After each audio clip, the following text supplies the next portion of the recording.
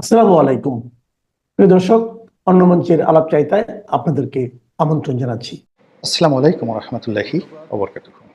সম্মানিত দর্শক, আজকে যখন ভিডিওটি করছি ঠিক সেই সময়টাতে বাংলাদেশের একটি খবর রীতিমতো অনেক অবাক করেছে।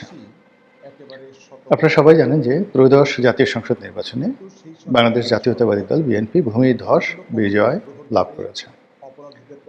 আর সঙ্গতির কারণেই বিএনপির চেয়ারম্যান জনাব তারেক রহমান সাহেব প্রধানমন্ত্রী হচ্ছেন। আমাদের দেশের অতীতের যে স্মৃতি, সেখানে যিনি প্রধানমন্ত্রী পদে বসেন তার একটা ভাবসাব থাকে, এবং যেই মুহূর্তে একজন লোক প্রধানমন্ত্রী হন সঙ্গে সঙ্গে তিনি তার অতীত ভুলে যান, তার বর্তমানও ভুলে যান, তার নিজের অস্তিত্ব ভুলে যান। তিনি কে, কোত্থেকে এলেন, কিভাবে এলেন, এ সকল প্রশ্ন কেউ করতে পারে না।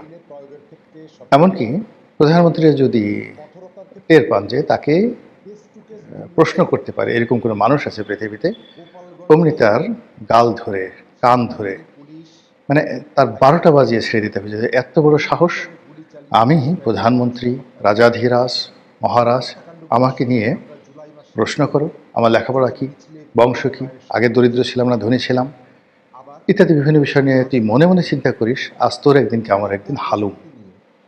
এভাবেই অতীতে চলেছে। আর সেই যে ধারাবাহিকতা ভঙ্গ করে যিনি প্রধানমন্ত্রী, সম্ভাব্য প্রধানমন্ত্রী না বলে তার যারা লোকজন সবাই বলার চেষ্টা করছেন, যারা তারেক রহমান সাহেব হলেন অবশ্যম্ভাবী প্রধানমন্ত্রী, অর্থাৎ যে সম্ভাবনাটা অবশ্যই, এর কোনো বিকল্প নেই।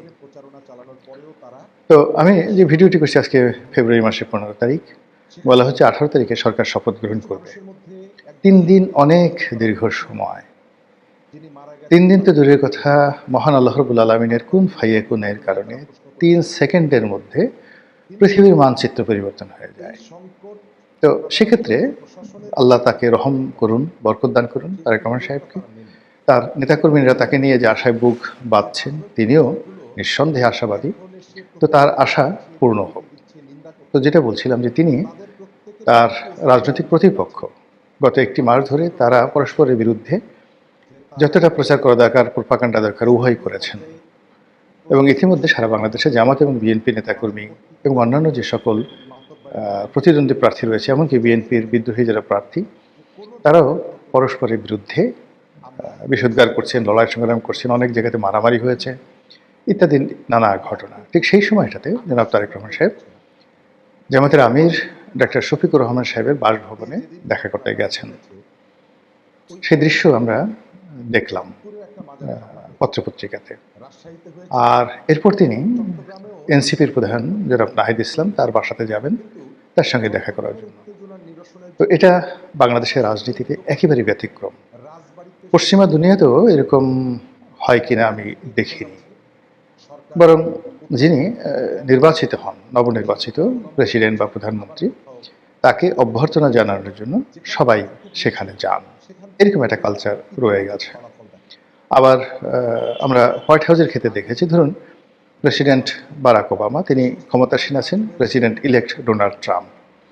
তো ডোনাল্ড ট্রাম্প ইলেক্টেড হওয়ার পর শপথ গ্রহণের আগে ইনফরমাল ওয়েতে তিনি হোয়াইট হাউসে যান তার স্ত্রীকে নিয়ে, এবং স্বয়ং বারাক ওবামা তাকে অভ্যর্থনা জানান। এটা ওদের কালচার। তো এক্ষেত্রে তারেক রহমান সাহেব তার স্ত্রীকে নিয়ে যদি গণভবনে যেতেন, মানে এখন তো গণভবন নেই, যমুনাতে যেতেন কিংবা বঙ্গভবনে যেতেন, এটা পশ্চিমা কালচারের মতো একটা নতুন কালচার হতো বাংলাদেশে। কিন্তু তিনি সকল কালচার ভঙ্গ করে সংসদে যারা বিরোধী দল হবেন তাদের সঙ্গে দেখা করতে গেছেন। সবাই বলছে এটা বিরাট উদারতা, এরকম উদারতা বাংলাদেশে হয়নি। শহীদ প্রেসিডেন্ট জিয়াউর রহমানের রক্ত যার মধ্যে প্রবাহিত, বেগম খালেদা জিয়ার রক্ত যার মধ্যে প্রবাহিত, তার পক্ষেই এ ধরনের মহৎ কাজ করা সম্ভব। তিনি শান্তির কবুতর, শ্বেত শুভ্র কবুতর, তার মাধ্যমে শান্তি প্রতিষ্ঠিত হতে পারে আগামীতে এই বাংলায়। এরকম ইতিবাচক কথাবার্তা বলা হচ্ছে। তো এই পর্যন্ত যদি ঠিক থাকতো, সবকিছু স্বাভাবিক থাকতো, তাহলে আর কোনো বক্তব্য ছিল না। কিন্তু আমি এই ভিডিওটি করছি রোববার দিন রাত্রি 8:30টার সময়। তারপরের দিন অর্থাৎ সোমবার 11 দলীয় জোট বাইতুল মোকাররমের সামনে একটি প্রতিবাদ সভা ডেকেছেন।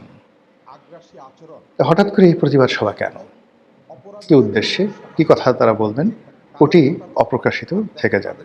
এগুলো এক। এবং এটা হতে পারে, একদিকে ধরুন আপনি পার্লামেন্টে বন্ধুত্ব করবেন, রাজনৈতিক সৌহার্দ্যতা থাকবে, পরস্পরের সঙ্গে সম্পর্ক থাকবে, আবার আপনার অধিকার নিয়ে কথাবার্তাগুলো নিয়ে আপনি রাজপথে কথা বলবেন। এটা আমাদের বাংলাদেশে অনেকবার ঘটেছে, বহুবার ঘটেছে। তো সেটা সমস্যা ছিল না। সমস্যা হবে যদি তারেক রহমান সাহেব এই যে জামাতের আমিরের সঙ্গে দেখা করলেন, এটি উনি নিজের ইচ্ছায় করে থাকেন, দলের পরামর্শ করে থাকেন, ভালো, এবং এটি ইতিবাচক। কিন্তু এটি যদি কোনো বিশেষ জায়গা থেকে নির্দেশনা আসে, উপদেশ আসে, অনুরোধ আসে, সেটা আপনারা অনুমান করে নেন কোথা থেকে আসতে পারে, তাহলে এই সাক্ষাতের মধ্যে একটি অশনি সংকেত বিরাজ করছে। যদি এ ধরনের একটি ভয় তারেক রহমান সাহেবকে কেউ দেখিয়ে থাকে যে জামাত যদি ঠিক না থাকে তারা যে কোনো সময় সংসদ থেকে বেরিয়ে যেতে পারে, তাহলে সরকারের পতন অনিবার্য, তারা শপথ গ্রহণ নাও করতে পারে, তারা শপথ গ্রহণের আগে ঝামেলা তৈরি করতে পারে, ইত্যাদি ইত্যাদি নানা বিষয়। আর সেই ভয়ের কারণে হোক, এই পরিস্থিতি উত্তরণের জন্য সেই একটা নেগোসিয়েশন বা একটি বন্ধুত্বের পরিবেশ তৈরির জন্য তার যে অগ্রগামী ভূমিকা, এটা যদি হয়ে থাকে, তাহলে এই ফলাফলটা ভালো হবে না, কোনো অবস্থাতে ভালো হবে না। আর আমাদের দেশে যারা ওভার অ্যাক্টিং করার চেষ্টা করেন বা অতিরিক্ত ভালো করার চেষ্টা করেন, তারা সবাই বিপদে পড়েন। আমাদের দেশটাই হলো শক্তের ভক্ত, নরমের জন্য। এখানে আপনি রাজা হবেন তো রাজার মতো থাকবেন, প্রজা হবেন প্রজার মতো থাকবেন। প্রজা যদি রাজার মতো ভাব দেখায়, ভীষণ রকম সমস্যা সৃষ্টি করে। আর রাজা যদি সাধারণ আলখেল্লা পরে, লুঙ্গি পরে, পাজামা পরে, পাঞ্জাবি পরে রাস্তাঘাটে ঘোরাফেরা করেন, তাহলে একটা ভিক্ষুক এসেও তাকে একটা খোঁচা দিয়ে যাবে। এই হলো আমাদের দেশের চরিত্র। তো সেক্ষেত্রে জনাব তারেক রহমান সাহেব যদি পশ্চিমা ধাঁচের উদারতা দেখাতে চান, আন্তরিকতা দেখাতে চান, সেটাও যেমন সমস্যা আমাদের দেশের কালচার অনুযায়ী। আর যদি তিনি দ্বিধাগ্রস্ত হয়ে, ভীতর সন্ত্রস্ত হয়ে, কারো দ্বারা উপদেশপ্রাপ্ত হয়ে, আদিষ্ট হয়ে, অনুরোধ প্রাপ্ত হয়ে মানে বিরোধী দলীয় নেতাদের সঙ্গে দেখা করতে যান, তাহলে আপনি ধরে নিতে পারেন যে তিনি একটি দুর্বল সরকারের প্রতিনিধিত্ব করতে যাচ্ছেন, যে সরকারের হাত পা বাঁধা থাকবে এবং তাকে অনেক বিষয়বস্তুর সঙ্গে নেগোসিয়েশন করতে হবে, সমঝোতা করে তাকে চলতে হবে। এটি তার জন্য একটি করুণ পরিণতি বয়ে নিয়ে আসবে এবং তিনি সাস্টেন করতে পারবেন না, নিশ্চিতভাবে লিখে রাখতে পারেন। থার্ডলি হলো যে সামনে যে রাজনীতির সমীকরণ আসছে, সেই সমীকরণে একটা স্পেস আছে, বিশাল একটা স্পেস খালি আছে। আপাত দৃষ্টিতে সুন্দর একটি নির্বাচন হয়েছে, শান্তিপূর্ণ, এতে কোনো সন্দেহ নেই। এমনকি এই নির্বাচনে যারা অংশগ্রহণ করেছেন ভোট দেওয়ার জন্য, তাদের যে সংখ্যাধিক্য, এটাও আমরা যারা রাজনীতির বিশ্লেষণ করি আমাদের চিন্তার বাইরে। এটা প্রকৃতি প্রদত্ত একটি আশীর্বাদ। আমি বেশ কয়েকবার বলেছি এর আগে যে ম্যাজিক্যাল কিছু ঘটে যেতে পারে নির্বাচনে, এবং ম্যাজিক্যাল সেই ঘটনা যদি ঘটে তাহলে ভোটাররা ভোট কেন্দ্রে আসবে, ভোট কেন্দ্রেও শান্তিপূর্ণ পরিবেশ বজায় থাকবে, ইত্যাদি আরও অনেক কিছু। কিন্তু আমাদের যে স্বাভাবিক অবস্থা, আইনশৃঙ্খলার যে অবস্থা, মানুষের মন মানসিকতা, তো সেক্ষেত্রে আসলে দ্বন্দ্ব সংঘাত হলে সেটা সামাল দেওয়া যেত না। কিন্তু বাস্তবে ম্যাজিক্যাল ঘটনা ঘটেছে, অলৌকিক ঘটনা ঘটেছে। অনেকে ফলাফলের ইঞ্জিনিয়ারিং নিয়ে বিভিন্ন রকম কথাবার্তা বলছেন, এবং স্পর্শকাতর অনেকগুলো যে সিট রয়েছে, সংসদে আসন রয়েছে, সেখানে ফলাফলের যে যাকে বলা হয় পরিবর্তন আমরা দেখেছি, এবং সেখানে যেভাবে ফলাফল হয়েছে এটা আমাদের হিসাবের সঙ্গে মিলছে না। আবার এখন জনাব তারেক রহমান সাহেব যেভাবে ভারতকে তিনি প্রিভিলেজ দিতে চাচ্ছেন, আবার ভারত যেভাবে রেসপন্ড করছে তারেক রহমান সাহেবের পক্ষে, আবার ভারতকে ঠেকিয়ে দেওয়ার জন্য এনসিপি, ডাকসু, জামাত ইসলামী, তাদের অন্যান্য যে সকল প্রক্সি গ্রুপগুলো রয়েছে, তারা যেভাবে রাস্তায় মিছিল বের করতে যাচ্ছে নরেন্দ্র মোদীর বিরুদ্ধে, ভারতীয় কর্তৃপক্ষের বিরুদ্ধে, এটি জনাব তারেক রহমান সাহেবের জন্য নানা রকম সমস্যা এবং জটিলতা তৈরি করবে। তো সেদিক থেকে আগামী যে 6টি মাস সরকারের জন্য, এই 6টি মাস প্রায় প্রতিদিন একটার পর একটা ম্যাজিক্যাল ঘটনা ঘটতে থাকবে। এই যে তারেক রহমান সাহেব জামাতের আমিরের বাসায় গেলেন, আবার এমন যদি হয় যে দুজনে মিলে উমরা করতে গেছেন একসাথে, লাব্বাইক আল্লাহুম্মা লাব্বাইক, লাব্বাইকা লা শারিকা লাকা লাব্বাইক ইন্নাল হামদা ওয়া নিয়ামাতা লাকাল মুলক লা শারিকা লাক। জামাত এবং প্রধানমন্ত্রী তারেক রহমান একসঙ্গে তারা উমরা করতে গেছেন, এমনকি তার ক্যাবিনেট একসঙ্গে সেখানে গেছেন। এরকম যদি ঘটনা ঘটে, আরও আশ্চর্য ঘটনা, যদি জামাতের লোকজন এখানে এই ক্যাবিনেটে সেই 1996 যে জামাত বিএনপি সরকার ছিল ওইভাবে যদি জাতীয় সরকার হয়, এবং সেই জাতীয় সরকার যদি জামাতের লোক অংশগ্রহণ করে, এনসিপি যদি অংশগ্রহণ করে, যদি আসিফ নজরুল সাহেব আইনমন্ত্রী হন, মোস্তফা সরোয়ার ফারুকী তিনি যদি সংস্কৃতি মন্ত্রী হন, টেকনোক্র্যাট কোঠায়, ইত্যাদি আরও অনেক কিছু ম্যাজিক্যাল ঘটে যেতে পারে। আর রাজনীতিতে যত বেশি ম্যাজিক্যাল ঘটনা ঘটে তত বেশি সেখানে অশনির সংকেত বিরাজ করে, তত বেশি সেখানে অনিশ্চয়তা দেখা দেয়, তত বেশি সেখানে আতঙ্ক বিরাজ করে। আর সবকিছু যদি আশানুরূপ হয়, মানুষ বুঝতে পারে যে এই জিনিসগুলো হতে যাচ্ছে, যেমন এখন কারা কারা মন্ত্রী হবেন, কে কে রাষ্ট্রপতি হবে, সেগুলোর একটা প্রেডিকশন কিন্তু পত্রপত্রিকাগুলো দিচ্ছে, একটা ফোকাস তৈরি করার চেষ্টা করছে। কিন্তু এর বাইরে যদি অলনে ছাড়েন, আপনি ব্যতিক্রম কিছু দেখেন, ম্যাজিক্যাল কিছু দেখেন, আপনি নিশ্চিত থাকেন যে সেটার ফলাফল ভালো হবে না। রাজনীতিতে ম্যাজিক ভালো জিনিস নয়। তো তারেক রহমান সাহেব চেষ্টা করে যাচ্ছেন, সেটা ম্যাজিক্যাল হোক, তার উদারতা হোক, তার অনেস্টি হোক, কিংবা তার ঔদার্য হোক, মহত্ব হোক, কিন্তু শেষমেশ তা যেন পূর্ণতা পায় এবং ভালো কিছু হয়, এবং গণতন্ত্রের যে অগ্রযাত্রা শুরু হয়েছে এই যাত্রা যেন অব্যাহত থাকে। মহান আল্লাহর দরবারে সেই প্রার্থনা জানাচ্ছি। এক বিরাট সংখ্যক বাঙালির অবস্থা ছিল জসিমের মতো। সিনেমার জসিম নয়, আমরা ট্রাক মার্কার জসিমের কথা বলছি। হাসনাত আব্দুল্লাহর বিরুদ্ধে যিনি দাঁড়িয়েছিলেন, মানে বিএনপির সমর্থন লাস্টে পেয়েছিলেন, সেই জসিমের মতো অবস্থা ছিল। প্রিয় দর্শক, আপনারা অনেকেই হয়তো জসিম সাহেবের অবস্থাটা দেখেছেন, যখন ওইখানকে মুন্সির মনোনয়নপত্র বাতিল হয়ে গেল, মুন্সি সাহেব এবং বিএনপি ট্রাক মার্কার জসিমকে কি বলে সমর্থন দিয়ে দিলেন, এবং মুন্সি চেয়ারের মধ্যে আরাম করে রিল্যাক্স মুডে বসে থাকেন, এবং জসিম একটা হ্যান্ড মাইক ধরে পাশে দাঁড়িয়ে থাকেন। তিনি হচ্ছেন এমপি পদপ্রার্থী। বিপদে পড়লে এরকম কষ্ট করে মাইক্রোফোন ধরে দাঁড়িয়ে থাকতে হয়। বিএনপিকে যে মধ্যবিত্তরা ভোট দিয়েছেন তাদের অনেকের অবস্থা সেই জসিমের মতোই, কারণ জামাতের ঠেলা থেকে বাঁচার জন্য তারা এই চুঙ্গা ধরে কোন রকম বেঁচে আছেন। আমি ঢাকা শহরে প্রচুর বন্ধু বান্ধব আত্মীয় স্বজনের খোঁজ নিয়েছি, তারা দলে দলে গিয়ে ধানের শীষে ভোট দিয়ে এসেছেন, অন্য কোনো কারণে না। কারণ হচ্ছে মোহাম্মদপুরে 501 থেকে বাঁচতে হবে, অমুক জায়গায় অমুকের থেকে বাঁচতে হবে, তমুকের জায়গায় বেচতে হবে।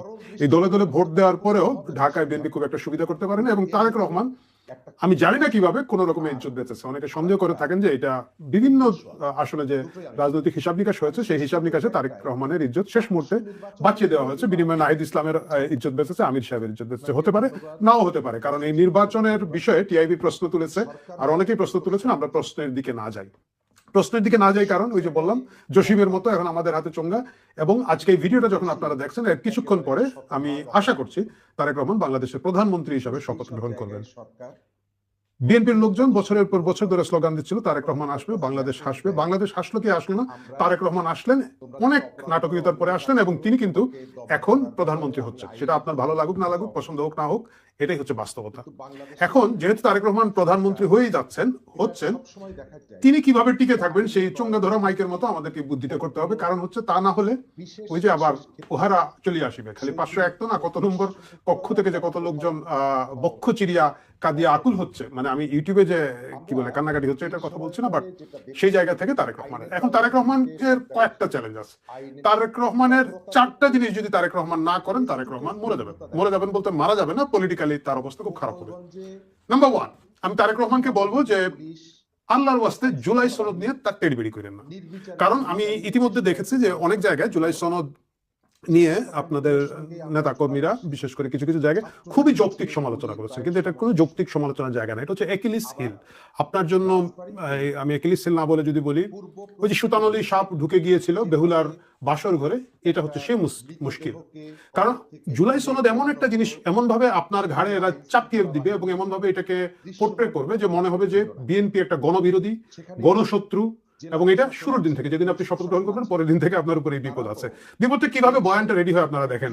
এই যে আমাদের ন্যাশনাল চিলড্রেন পার্টি এনসিপি, এরা কিন্তু জুলাই সনদের বিরোধী, মানে গতকালকে পর্যন্ত ছিল, তারা স্বাক্ষর করে নাই, কিন্তু সারা বাংলাদেশে তারা জুলাই সনদে প্রচার করে বেরিয়েছে।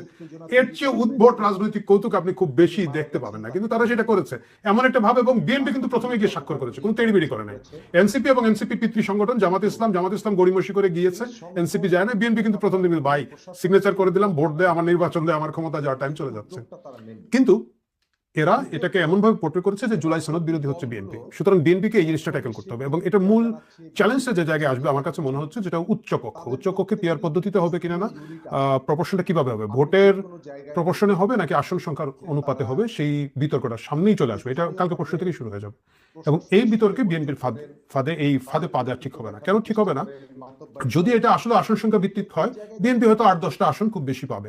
এই 8-10টা আসনের লোভে তারা গণশত্রু হিসেবে চিহ্নিত করা হবে। জামাত এবং জামাতের অঙ্গ সংগঠন সবগুলো, বিশেষ করে এনসিপি, এমন একটা চিৎকুট চেঁচামেচি লাগাবে যেটা মনে হবে যে আহারে উচ্চকক্ষ করে বোধহয় বিএনপি একেবারে বাংলাদেশ ধ্বংস করে ফেললো। সো এই জায়গাটা খেয়াল রাখতে যদি না যায় তাহলে তারেক রহমানের প্রথম বিপদটা তৈরি হচ্ছে। তারেক রহমানের দ্বিতীয় বিপদ হচ্ছে জঙ্গি। প্রিয় দর্শক, আপনারা অনেকেই জানেন যে 5ই আগস্টের পরে পরিকল্পিতভাবে বাংলাদেশের যত জঙ্গি ছিল, যেখানে যত জঙ্গি ছিল, সেটা ফাঁসির আসামি থাকুক, সেটা এই সাধারণ কয়েদি থাকুক, বিচারাধীন থাকুক, দলে দলে জিগির তুলে এগুলারে বের করে দেওয়া হয়েছে। ডক্টর ইউনূস এবং তার যে সরকার, জামাতে ইসলাম সমর্থিত যে সরকার, এরা এটা খুব সুকৌশলে করেছেন, কারণ এটা তারা এটাকে হাতে রাখতে চেয়েছেন বলে আমার একটা ধারণা, যে এই জঙ্গিদেরকে যে কোনো সময় যাতে কাজে লাগানো যায়। ব্যাপক অস্ত্রের কথাবার্তা আমরা শুনি, ব্যাপক অস্ত্র বাইরে থেকে এসেছে বলে আমরা শুনেছি। আসিফ মাহমুদ শরীফ ভুইয়া, এখন তার 300 কোটি নাই ওনার, মানে থাকলে হয়তো আসে যেতে নাই, সেই আসিফ মাহমুদ শরীফ ভুইয়া সশস্ত্র ভাবে বিপ্লবের হুঙ্কার দিয়েছেন তাদের অনেক নেতারা, এবং তারা ট্রেনিং এর ব্যবস্থা করেছেন বলে আমরা শুনেছি। জঙ্গিরা বাইরে আছে, থানা লুটপাটের যে অস্ত্রগুলো সেগুলো এখন উদ্ধার হয় নাই, এবং আমার ধারণা প্রচুর বাইরে থেকে অস্ত্র তারা ইতিমধ্যে সংগ্রহ করেছেন। সুতরাং প্রথম যে ঝামেলাটা তৈরি করবে এরা এই জঙ্গি বোমা ফাটানো, এবং ওই যে আবার 63 জেলায় বোমা ফাটানো, বাংলা ভাই তৈরি করা, এবং এই জিনিসগুলো খুব দ্রুতই শুরু হবে। এবং শুরু হলে যেটা হবে, জাতীয় এবং আন্তর্জাতিক মিডিয়ায় কইছিলাম না তারেক রহমান জঙ্গির বাপ, এই যে আবার শুরু হয়েছে। শেখ হাসিনার সময় তো আমরা অন্তত পক্ষে জঙ্গি থেকে ভালো ছিলাম, এটা কিন্তু সত্যি কথা। কিন্তু এখন তারেক আসছে বোম ফুটানো শুরু করছে, তারেক আসছে জঙ্গি শুরু হয়েছে, তারেক আসছে বাংলা ভাই তৈরি করা শুরু হয়েছে। আন্তর্জাতিক মিডিয়া এবং দেশি মধ্যবিত্ত যারা এই জঙ্গি থেকে বাঁচার জন্য অনেকে ধানের শীষের দিকে ঝুঁকে পড়েছেন এবং ভোট দিয়েছেন, বিশেষ করে সংখ্যালঘু সম্প্রদায়, হিন্দু সম্প্রদায় ভোট দিয়েছেন ব্যাপক হারে ধানের শীষে। আওয়ামী লীগের যারা সাধারণ সমর্থক আছেন, দলীয় নেতা কর্মী না, সাধারণভাবে তারা হয়তো নৌকা থাকলে নৌকায় ভোট দিতেন, তারা কিন্তু আওয়ামী লীগের নির্বাচন বর্জনের কথাটা না শুনে গিয়ে ধানের শীষে ভোট দিয়ে এসেছেন। আমি অন্তত পক্ষে এরকম অনেককে দেখেছি। এর মূল কারণটাই হচ্ছে এই জঙ্গি এবং এই যে উগ্র ফার রাইটিস্ট যেগুলো আছে, এদের হাত থেকে বাঁচার জন্য। কিন্তু এটা তারেক রহমানের জন্য একটা দ্বিতীয় চ্যালেঞ্জ হয়ে দাঁড়াবে। একটু 19-20 যদি তারা করে, তাহলে ওই যে কি আছে বিক্রমপুরী আকরামপুরী, এগুলারে দিয়ে আবার তারা এক ধরনের তাণ্ডব শুরু করবে। তারপর যে হাদির অনুসারীরা কিছু আছে, ইনকিলাব মঞ্চ, তারপরে ধরেন আরো এই ধরনের আরো যেসব মঞ্চ টঞ্চ তারা বানিয়ে রেখেছে, এদের তো অনেকগুলো দোকান, এই গুপ্ত সংগঠন সবগুলোকে অ্যাক্টিভ করবে, এগুলো দিয়ে এক ধরনের রাজনীতি তৈরি হবে। এর পাশাপাশি জঙ্গি আক্রমণ শুরু হতে পারে। সো তারেক রহমানের জন্য এটা হচ্ছে দ্বিতীয় চ্যালেঞ্জ, এবং এই চ্যালেঞ্জে যদি উনি মোকাবেলায় ব্যর্থ হন, তার ক্ষমতা 5 বছর টিকবে কিনা আমার সন্দেহ আছে। নাম্বার 3, তৃতীয় যে চ্যালেঞ্জটা তারেক রহমানকে নিতে হচ্ছে সেটা হচ্ছে দল। আমি তারেক রহমানকে বলবো, যদিও মানে অফকোর্স উনি তো আর আমার ভিডিও দেখছেন না, বাট যদি বিএনপির কোনো নেতাকর্মীর চোখে এটা পড়ে থাকে এবং তাদের সম্ভব হয় বিএনপির অন্য লোকজনের বলা, যে দল ছোট রাখেন, এত দলের দরকার নেই। মানে তারেক রহমান যিনি এই যুক্তরাজ্যে ছিলেন অনেকদিন ধরে, আপনি দেখে গেছেন এখানে একটা ওয়ার্ডে কি থাকে, একটা ওয়ার্ডে লেবার পার্টির একজন পার্টি কোঅর্ডিনেটর, একজন বোধহয় তাদের ট্রেজারার থাকেন, এরকম 3 থেকে 4 জনের একটা ছোট কমিটি থাকে। এরাই কিন্তু ওয়ার্ড লেভেলে এই দলীয় কার্যক্রমগুলো পরিচালনা করে থাকেন। অফিস সেক্রেটারি একজন থাকেন বোধহয়, তাদের 3 থেকে 5 জনের একটা কমিটি থাকে এখানে। আমি দেখেছি, আমি যতটুকু এটা ফলো করতে পেরেছি আর কি, যদিও আমি মানে খুব গভীরভাবে এটা গবেষণা করি নাই, আমার ধারণা আপনারা দেখেছেন। আমার কথা হচ্ছে যে বিএনপির উচিত হবে দলকে ওই জায়গায় রাখা, কারণ আপনার যত লোক এখানে আপনি বাড়াবেন, কারণ এখন বাড়বে। এখন আওয়ামী লীগের সময় যেরকম ছিল 5 আগস্টের আগে গাছের লতাপাতা পর্যন্ত আওয়ামী লীগ করতো, এখন গাছের লতাপাতা পর্যন্ত বিএনপি করবে। এবং আপনি মফস্বলে যেটা দেখবেন, একটা ওয়ার্ডের মধ্যে একটা বিএনপির কমিটি, যুব দলের কমিটি, স্বেচ্ছাসেবক, তাঁতি দল, মানে যে তল্লাটের মধ্যে তাঁতি নাই সেখানে তাঁতি দল আছে। একেবারে ঢাকা মহানগরের মধ্যে মৎস্যজীবী দল আছে। এরা কোথায় পুরো কমিটির কাউকে দেখবে না জীবনে, মানে মাছই চিনে না বোধ। এরা আমার ধারণা ইলিশ মাছ আর রুই মাছের তফাৎ বলতে পারবে না, কিন্তু তারা মৎস্যজীবী দল। তো এই যে বিভিন্ন ধরনের দোকান, এর বাইরে থাকে কিছু অ্যাপ্রুভ না এরকম দোকান। মানে এই আপনার সম্প্রতি দেখেছেন রাজশাহীতে যে একজনের বাসা দখল করে ফেলেছিল বেগম খালেদা জিয়া গবেষণা পরিষদ বা এরকম কিছু একটা নামে। তো এগুলো এখন হবে জিয়াউর রহমান গবেষণা পরিষদ, খালেদা জিয়া গবেষণা পরিষদ। এগুলোকে কঠোরস্থ দমন করতে হবে, কারণ এরা কমপ্লিটলি ধান্দাবাজ। এরা আপনি যেদিন ক্ষমতা থেকে চলে যাবেন, মানে যদি যাইতে বাধ্য হন, আপনার 5 টাকার কাজে লাগবে না, 2 টাকার উপকারে আসবে না। এদের একমাত্র কাজই হচ্ছে গিয়ে দখলবাজি করা এবং বিভিন্নভাবে দলের বদনাম করা। ইতিমধ্যেই আপনারা নির্বাচনের আগে টেম্পো স্ট্যান্ডের দল হিসাবে পরিচিতি পেয়ে গিয়েছেন। বাংলাদেশে আমি জানি না কতগুলো tempo stand, truck stand, bus stand আপনাদের দখলে আছে, কতগুলো নাই, কিন্তু এই জিনিসটা কিন্তু এই বয়ানটা রেডি করে আপনাদের গাড়ি সেই টেম্পো স্ট্যান্ডের কি বলা যায় তকমাটা দিয়ে দেওয়া হয়েছে। একই ঘটনা এখন আরো অনেক অনেক গুণ বাড়বে। সুতরাং এবং দেখা যাবে যে ওই কোন মফস্বলের ভিতরে আপনার নেতা নামধারী বা কর্মী নামধারী একজন লোক আরেকজন একটা ধর্ষণ মামলায় পড়ে যাবে বা এরকম একটা দুজনকে খুন করে ফেলবে, গুলি করে ফেলবে, এবং এই দায় দায়িত্ব কিন্তু পুরোপুরি সরকার আসবে। সো আমার ধারণা হচ্ছে বিএনপিকে যদি এই গ্যাঞ্জাম থেকে বাঁচতে হয়, প্রথম কাজ হচ্ছে যে বিএনপি তার লোক নেওয়া যাবে না। আপনারা যারা আছেন ভাই, গত 17-18 বছর ধরে যারা আন্দোলন করেছে, একসাথে ছিলেন, মারধর করেছেন, মায়ের খেয়েছেন, জেলে ছিলেন, এদের বাইরে ভাই পুরা নিয়োগ বন্ধ রাখেন। কারণ আপনারা নিয়োগ দিলে কিন্তু আমাদের মতো লোকজন ঢুকে গিয়ে গুপ্ত হওয়া শুরু হয়ে যাবে। সুতরাং এই গুপ্ত এবং সুপ্ত থেকে বেঁচে থাকার জন্য আমার মনে হয় যে দরকার তো নাই, নির্বাচন তো জিতেই গেছে। এটা হচ্ছে যে থার্ড চ্যালেঞ্জ তারেক রহমানকে মোকাবেলা করতে পারেন। ফোর্থ চ্যালেঞ্জ খুবই আমার কাছে মনে গুরুত্বপূর্ণ, এটা আমি তারেক রহমানকে ব্যক্তিগতভাবে উদাহরণ বলতে চাই। আল্লাহর ওয়াস্তে এই নির্বাচনকে, পরবর্তী যে নির্বাচন হবে এটাকে ম্যানিপুলেট করার যে চেষ্টাটা, এটাতে আর যায় না। এটা করে কিন্তু বিএনপি অনেক অনেক ভুগেছে। আপনি যদি মনে করতে পারেন, অফকোর্স আপনি মনে করতে পারবেন 1991 সালে বিএনপি যখন ক্ষমতায় আসলো একটা কেয়ারটেকার নির্বাচনের মাধ্যমে, এবং বিচারপতি শাহাবুদ্দিনের সেই কেয়ারটেকার ছিল একটা ওয়ান অফ সিস্টেম, মানে এটা যে প্রতিবার হবে এরকম কোনো আলাপ 1991 ছিল না। 1991 যখন এই আলাপটা ছিল না, তারপরে কি হলো, মাগুরা 2 আসনে বিএনপি উগ্র নোংরা ভাবে কিন্তু সালিমুল হক কামাল বা এরকম কোন একজন প্রার্থী ওনার পক্ষ নিয়ে এই আসনটা দখল করো, মাত্র একটা সিট। এর বিনিময়ে কি হলো, এর বিনিময়ে ব্যাপক হারে গণ আন্দোলন তৈরি হলো, কেয়ারটেকার গভর্নমেন্ট সরকারে থাকতে হবে থাকতে হবে থাকতে হবে। আওয়ামী লীগ এবং জামাত একসাথে মিলে বিএনপিকে কর্নার করে দিল। এই যে দেখেন, মাত্র একটা সালিমুল হক কামাল বা কিছু একটা, মাগুরা 2 হোক বা সেটা আর একটা কোনো একটা জায়গার 2 আসন 3 আসন, ওই এক এমপি বিএনপি পাওয়ায় না পাওয়ায় কিছু আসতে যেত না। এই কালিমা দিয়ে শুরু হলো। 96 এর নির্বাচনের পরে 15 ফেব্রুয়ারি নির্বাচনে টিকতে পারলো না বিএনপি, কিন্তু 12 জনের যে নির্বাচন 96 হলো, যেখানে আওয়ামী লীগ শেখ হাসিনা প্রথমবারের মতো প্রধানমন্ত্রী হলেন, সেখানে কিন্তু বিএনপি 116টা আসন পেল। কারণ বাকি অন্যান্য ফ্যাক্টর গুলা তারা যথাযথভাবে নিয়ন্ত্রণ করতে পেরেছে, দল নিয়ন্ত্রণ করতে পেরেছিল। আমি জানি আমার বিএনপির অনেক বন্ধু বান্ধবরা বলেন যে আরে তখন বিএনপিকে দুর্বল করে দেওয়া হয়েছে অপারেশন ক্লিন হার্ট চালিয়ে, কিন্তু আমার কাছে মনে হয় যে ওই তখনকার সন্ত্রাসীদের নিয়ন্ত্রণ করার যে বিএনপির যে চেষ্টাটা ছিল, এটা ভালো উদ্যোগ ছিল। এর বিনিময়ে জনগণ কিন্তু 116টা আসন দিল। আবার দেখেন, শেখ হাসিনা যখন 96 এর নির্বাচনে আসলেন, উনি কিন্তু 2001 নির্বাচনের আগে যথা নিয়মে সিস্টেমে পদত্যাগ করলেন, বাড়ি চলে গেলেন। তখন আওয়ামী লীগের 96 এর সরকারের উপরে ব্যাপক সমালোচনা ছিল, বিশেষ করে সন্ত্রাসী হামলা আমরা দেখেছি। এমপি ইকবালের এখান থেকে, তারপরে আরো অনেক কে যেন এখন নামও মনে থাকে না, ওপেন গুলাগুলি হয়তো আমাদের মোহাম্মদপুরে মকবুল সাহেবের এখান থেকে ছাত্রদলের নেতা সজলকে হত্যা করা হলো, মিছিল ওপেন ভাবে, মানুষের ব্যাপক গণক্ষোভ ছিল। কিন্তু আওয়ামী লীগ একটা সম্মানজনক অবস্থা তারপরে ছিল, এবং তার ফলশ্রুতিতে তারা কিন্তু 2008 নির্বাচনে আবার আসতে পারলো। কিন্তু এর মাঝখানে তারেক রহমান এবং বিএনপি কি করলো, আবার 2001 সালে ক্ষমতা আসার পরে আবার ওই কেয়ারটেকারের সুতা ধরে টানাটানি নাটানাটি শুরু করে দিলেন। জাস্টিস হাসানের বয়স বাড়িয়ে দেওয়া হলো, বিচারপতিদের বয়স বাড়িয়ে দিয়ে ম্যানিপুলেট করা, ইয়াজউদ্দিনকে দিয়ে কেয়ারটেকার গভর্নমেন্ট তৈরি করা। লাভটা কি হলো? লাভটা কিছুই হলো না। 17-18 বছর ধরে ক্ষমতার বাইরে ছিলেন এবং বিরোধী দলের জায়গায় যেভাবেই হোক আপনাদেরকে টিকে থাকতে হয়েছে।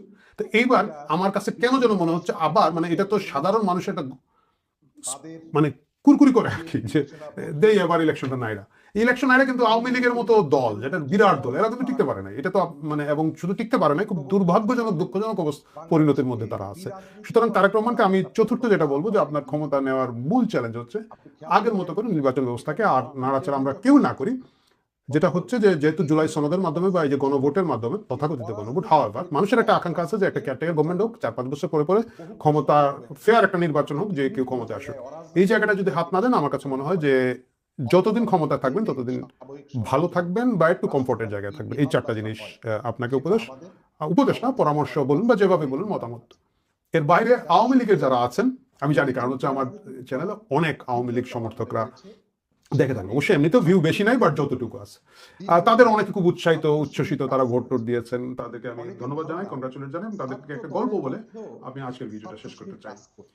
একটা জায়গায় কিছু আসামি ছিলেন, তো একজন দয়ালু জেলার এসেছেন, জেলার এসে বলেছেন যে বাইরে অনেকগুলো ফল আছে, হ্যাঁ তোমরা একটা করে ফল নাও, তোমাদের পছন্দ মতো ফল নাও, আর রুমে আসো, তোমাদেরকে আমি ছেড়ে দেবো। তো প্রথম একজন লোক গিয়েছেন, ওনার হাতে কলা, তো উনি কলা নিয়ে গিয়েছেন। তো জেলার শাস্তি হিসেবে কলাটা তার মানে ওইদিকে আর কি প্রবিষ্ট করিয়ে দিয়েছে। তো দেওয়ার পরে ফাইন, সে কেঁদে কেঁদে বের হয়ে গেছে, বাট মুক্তি পেয়ে গেছে। তো দ্বিতীয় লোক যেটা, সে গিয়েছে, তার প্রিয় ফল হচ্ছে লিচু, তাকে লিচু প্রবিষ্ট করেছে, সে মহা হাসতেছে। তো জেলার খুব অবাক হয়ে বলতেছে যে লিচু প্রবিষ্ট করলাম, লিচু তো কাটা কাটা, তুই মুক্তি পাবি বলে হাসতেছস নাকি কি কারণে হাসতেছস? কয় আরে আমার কিছু হোক না, পিছনে এক লোক আসতেছে, এর হাতে কাঁঠা। তো আপনারা যারা ডক্টর ইউনূসের এবং আসিফ নজরুলদের এই তাণ্ডব থেকে বেঁচে ছিলেন, বেঁচে আছেন, টিকে আছেন, এবং আগামী দিনের জন্য অনেক আশাবাদী। অনেকে গিয়ে দেখা অফিস টফিস ঝাড়মুছ করে খুলে কিছুক্ষণ ছিলেন, তারা মানসিকভাবে প্রস্তুত নেন। এতদিন লিচু ছিল, সামনে কিন্তু কাঁঠাল আসবে। কাঁঠাল মোকাবেলা করে যদি রাজনীতিতে টিকতে পারেন, আপনাদেরকে আগাম অভিনন্দন। প্রিয় দর্শক, আপনারা যারা কাঁঠাল, লিচু বা অন্য কিছুর জন্য চিন্তিত না, আসুন আমি আপনি মিলে দর্শক সারিতে বসে আগামী নির্বাচন পরবর্তী বাংলাদেশের নতুন রাজনীতি উপভোগ করতে থাকি। একটি আমার নিজস্ব মৌলিক বিষয়ে মতামত প্রসঙ্গটি হলো নতুন বিএনপি সরকারের আয়ু কতদিন, জনপ্রিয়তায় কি আওয়ামী লীগ ফিরছে কিনা, এই বিষয়টি নিয়ে এই মুহূর্তে কথা বলবো। কারণ আপনারা জানেন 12 ফেব্রুয়ারি নির্বাচন হয়ে গেছে। নির্বাচন পরবর্তী সময়ে মানুষের মনে একটি আলাপ যে বিএনপি সরকার আসলে কতদিন লাস্টিং করবে। আমরা সেটি একটু বিশ্লেষণ করে দেখবার চেষ্টা করব। বাংলাদেশের রাজনীতিতে এক অভাবনীয় মোড়, গত 1.5 বছরের নাটকীয়তা, বিতর্কিত অন্তর্বর্তীকালীন সরকারের শাসন, আর অবশেষে আওয়ামী লীগকে নিষিদ্ধ করে একতরফা নির্বাচনের পর গঠিত হয়েছে নতুন বিএনপি সরকার। কিন্তু ক্ষমতার মসনদে বসার পরপরই যে প্রশ্নটি আজ 18 কোটি মানুষের মুখে মুখে ঘুরপাক খাচ্ছে তা হলো এই সরকারের আয়ু কতদিন। দেশের অর্ধেক জনগোষ্ঠীকে আড়ালে রেখে, একটি বৃহৎ রাজনৈতিক শক্তিকে নির্বাচনের বাইরে রেখে এই যে যাত্রা শুরু হলো, এটি কি গণতন্ত্রের জয় নাকি এক অনিশ্চিত ভবিষ্যতের শুরু? আজ আমরা বিশ্লেষণ করে দেখব কেন এই সরকারের পথ চলা সীমাহীন কঠিন হতে পারে এবং পর্দার আড়ালে আসলে কি ঘটছে। বন্ধুরা, ইতিহাসের চাকা যেন এক অদ্ভুতভাবে ঘুরে দাঁড়িয়েছে।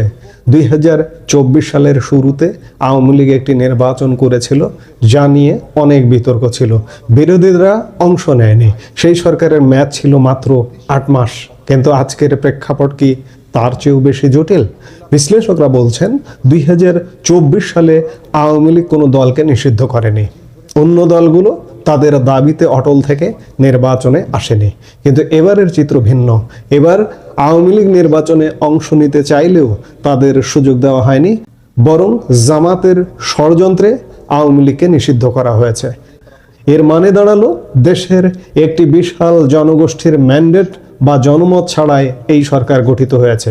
যখন একটি দেশের অর্ধেক মানুষকে উপেক্ষা করে সরকার গঠন করা হয়, তখন সেই সরকারের নৈতিক ভিত্তি কতটা মজবুত থাকে, প্রশ্নটা সেখানেই। আপনারা লক্ষ্য করেছেন, আওয়ামী লীগ সরকারের পতনের পর গত 1.5 বছর দেশ চালিয়েছে একটি অন্তর্বর্তীকালীন সরকার। মানুষ আশা করেছিল পরিবর্তন, কিন্তু বাস্তবতা কি ছিল? মানুষ যখন তুলনা করতে শুরু করলো, তখন দেখা গেল আওয়ামী লীগ আমলের তুলনায় সামাজিক অস্থিরতা, জানমালের নিরাপত্তা এবং অর্থনৈতিক সূচক সব ক্ষেত্রে ইউনূস সরকারের পারফরমেন্স ছিল প্রশ্নবিদ্ধ। সাধারণ মানুষের ভাষায় ব্যবসা বাণিজ্য স্থবির হয়ে পড়েছিল। আর ঠিক এই জায়গাতেও ঘটেছে এক অবিশ্বাস্য ঘটনা। ক্ষমতা ছাড়ার সময় আওয়ামী লীগ যে অজনপ্রিয়তার তুঙ্গে ছিল, গত 1.5 বছরে তাদের সেই জনপ্রিয়তা আকাশচুম্বী হয়েছে। মানুষের মুখে মুখে আজ একটাই কথা, আগের সরকারই ভালো ছিল। এমনকি বিভিন্ন গোপন গোয়েন্দা রিপোর্টে উঠে এসেছে যে আজ যদি আওয়ামী লীগকে সাথে নিয়ে একটি সুষ্ঠু নির্বাচন হতো, তবে তারা ভূমিধস জয় পেত। আর এই ভয় থেকেই কি আওয়ামী লীগকে নিষিদ্ধ করে নির্বাচনের বাইরে রাখা হলো? জনমনে এই সন্দেহ এখন বিষ বাষ্পের মতো ছড়াচ্ছে। এখন প্রশ্ন হলো, নতুন গঠিত বিএনপি সরকার কি 5 বছর পূর্ণ করতে পারবে? এক কথায় উত্তর দিতে গেলে এটি তাদের জন্য সীমাহীন কঠিন এক পরীক্ষা। কিন্তু কেন? কারণ বিএনপিকে শুধু সরকার চালালে হবে না, তাদের লড়তে হবে আওয়ামী লীগের সেই চোখ ধাঁধানো উন্নয়ন এবং স্থিতিশীলতার ইমেজের সাথে। আওয়ামী লীগ আমলের কিছু দুর্নীতি ও দুঃশাসন বাদ দিলে অবকাঠামো উন্নয়ন এবং অর্থনৈতিক স্থিতিশীলতার যে মাপকাঠি তারা তৈরি করে গেছে, বিএনপিকে তার চেয়েও ভালো কিছু করে দেখাতে হবে। যদি কয়েক মাসের মধ্যে আইন শৃঙ্খলা পরিস্থিতির উন্নতি না হয়, যদি দ্রব্যমূল্য মানুষের নাগালের বাইরে থাকে, তবে সাধারণ মানুষ রাজপথে নেমে বলতে শুরু করবে, আওয়ামী লীগকে ফিরিয়ে দাও। একটি নিষিদ্ধ দল যখন মানুষের আবেগে জায়গা করে নেয়, তখন সরকারের জন্য তা হয়ে ওঠে সবচেয়ে বড় হুমকি। তবে মুদ্রার উল্টো পিঠও আছে। আওয়ামী লীগ বর্তমানে নিষিদ্ধ, তারা মাঠের রাজনীতিতে সক্রিয় হতে পারছে না। কিন্তু আজকের এই প্রযুক্তির যুগে ডিজিটাল প্ল্যাটফর্মে তাদের যে পরিমাণ সক্রিয় থাকার কথা ছিল, একজন নিরপেক্ষ পর্যবেক্ষক হিসেবে বলতে পারি সেখানে তাদের বিশাল ঘাটতি রয়েছে। বিদেশে বসে বা গোপনে ডিজিটাল ক্যাম্পেইন করে জনমতকে সংগঠিত করার যে সুযোগ আওয়ামী লীগের ছিল, তারা সেটি পুরোপুরি কাজে লাগাতে পারেনি। তাদের সাংগঠনিক দক্ষতা এখন এক বড় প্রশ্নের মুখে। বিএনপি সরকারের টিকে থাকা যেমন তাদের কাজের উপর নির্ভর করছে, তেমনি আওয়ামী লীগের রাজনীতিতে ফিরে আসা নির্ভর করছে